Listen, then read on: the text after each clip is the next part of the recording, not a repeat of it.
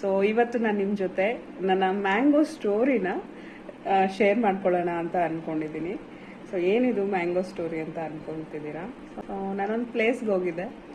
So relatives, so ಅವ್ರ ಮನೆಗೆ ಹೋದಾಗ ಹಣ್ಣನ್ನು ಕಟ್ ಮಾಡಿಕೊಟ್ರು. ಸೊ ಮ್ಯಾಂಗೋ ಅಂತಂದರೆ ನನಗೆ ಎಲ್ಲರ ಥರ ಕಟ್ ಮಾಡ್ಕೊಂಡು ತಿನ್ನೋದಕ್ಕೆಲ್ಲ ಇಷ್ಟ ಆಗಲ್ಲ.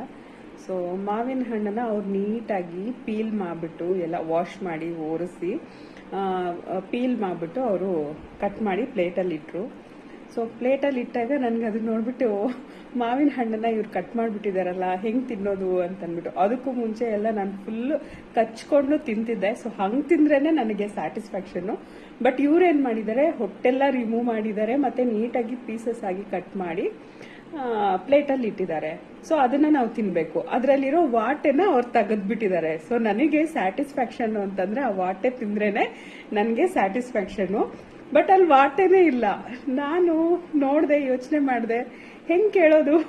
ಹಣ್ಣನ್ನು ಬಿಟ್ಬಿಟ್ಟು ವಾಟೆ ಕೇಳಿದ್ರೆ ಅವ್ರು ಏನು ಅನ್ಕೋತಾರೆ, ಏನು ಈ ಹುಡುಗಿ ಇದನ್ನ ಕೇಳ್ತಿದ್ದಾಳೆ ಅಂತ ಖಂಡಿತ ಅನ್ಕೋತಾರೆ. ಸೊ ನನಗೆ ಕೇಳೋದಕ್ಕೆ ಮುಜುಗರ. ಆಮೇಲೆ ಕಷ್ಟಪಟ್ಕೊಂಡು ತಿಂದು ಬಂದಾದ್ಮೇಲೆ ಮನೆಯಲ್ಲಿ ಮ್ಯಾಂಗೋ ಇತ್ತು. ಸೊ ಆ ಮ್ಯಾಂಗೋನ ತಗೊಂಡು ನೀಟಾಗಿ ಈ ರೀತಿ ಎಲ್ಲ ಅದನ್ನ ಪ್ರೆಸ್ ಮಾಡಿ ಮತ್ತೆ ಅದರಲ್ಲಿ ಬರುವಂತಹ ಲಿಕ್ವಿಡನ್ನು ನಾನು ಕನ್ಸ್ಯೂಮ್ ಮಾಡಿ ನೆಕ್ಸ್ಟ್ ಹಣ್ಣನ್ನು ನಾನು ನೀಟಾಗಿ ಹೊಟ್ಟೆಲ್ಲ ರಿಮೂವ್ ಮಾಡಿ ತಿಂತೀನಿ. ಸೊ ಆ ರೀತಿ ತಿಂದಾಗಲೇ ನನಗೆ ಸ್ಯಾಟಿಸ್ಫ್ಯಾಕ್ಷನು. ಆಮೇಲೆ ಮನೆಗೆ ಬಂದಮೇಲೆ ಆ ರೀತಿ ತಿಂದು ನಾನು ಸ್ವಲ್ಪ ನನ್ನ ಕ್ರೇವಿಂಗ್ಸ್ನ ಕಂಟ್ರೋಲ್ ಮಾಡಿಕೊಂಡೆ. ಸೊ ತುಂಬ ಜನ ಈ ರೀತಿ ತಿನ್ನೋರು ಇರ್ತಾರೆ, ನಾನು ಒಬ್ಳೇ ಅಲ್ಲ. ಹಣ್ಣನ್ನು ಆ ರೀತಿ ತಿಂದ್ರೇನೆ ತಿಂದಿರೋಂತಹ ಒಂದು ಸ್ಯಾಟಿಸ್ಫ್ಯಾಕ್ಷನ್ ಇರುತ್ತೆ. ಸೊ ನನಗಂತೂ ಮ್ಯಾಂಗೋ ಸೀಸನ್ ಬಂದರೆ ಹಣ್ಣನ್ನು ನೀಟಾಗಿ ಅದನ್ನೆಲ್ಲ ಸ್ಕ್ವೀಸ್ ಮಾಡಿ ಅದರಲ್ಲಿರೋ ಜ್ಯೂಸನ್ನು ನಾನು ಕುಡಿದ್ರೇನೆ ನನಗೆ ಸ್ಯಾಟಿಸ್ಫ್ಯಾಕ್ಷನ್ ಬರೋದು. ಸೊ ಈಗಾಗಲೇ ಹೇಳ್ದೆ ಅಲ್ಲ, ಮಾವಿನ ಹಣ್ಣನ್ನು ಹೇಗೆ ತಿನ್ನಬೇಕು ಅಂತಂದ್ಬಿಟ್ಟು ನೀಟಾಗಿ ಈ ರೀತಿ ನಾವು ಪ್ರೆಸ್ ಮಾಡಬೇಕು. ಸೊ ಪ್ರೆಸ್ ಮಾಡಿದಾಗ ಒಂಚೂರು ಸಾಫ್ಟ್ ಆಗುತ್ತೆ. ಸೊ ಸಾಫ್ಟ್ ಆದಾಗ ನೆಕ್ಸ್ಟ್ ಈ ರೀತಿ ನೋಡಿ, ಫುಲ್ ಆಲ್ಮೋಸ್ಟ್ ಸಾಫ್ಟ್ ಆಗಿ ಬಿಡುತ್ತಲ್ವಾ. ಸೊ ಈ ರೀತಿ ಪ್ರೆಸ್ ಮಾಡಿದಾಗ ಆಲ್ಮೋಸ್ಟ್ ಸಾಫ್ಟ್ ಆಗಿಬಿಡುತ್ತೆ. ಸೊ ಸಾಫ್ಟ್ ಆದಾಗ ಏನು ಇವ್ರು ಈ ಥರ ತಿಂತಾರೆ ಅಂತ ಅನ್ಕೋಬೇಡಿ.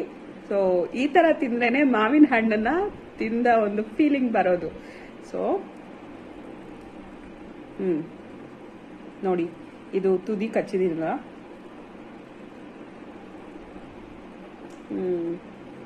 ವಾ, ಸೀರಿಯಸ್ಲಿ ಈ ಹಣ್ಣು ತುಂಬಾನೇ ಚೆನ್ನಾಗಿದೆ.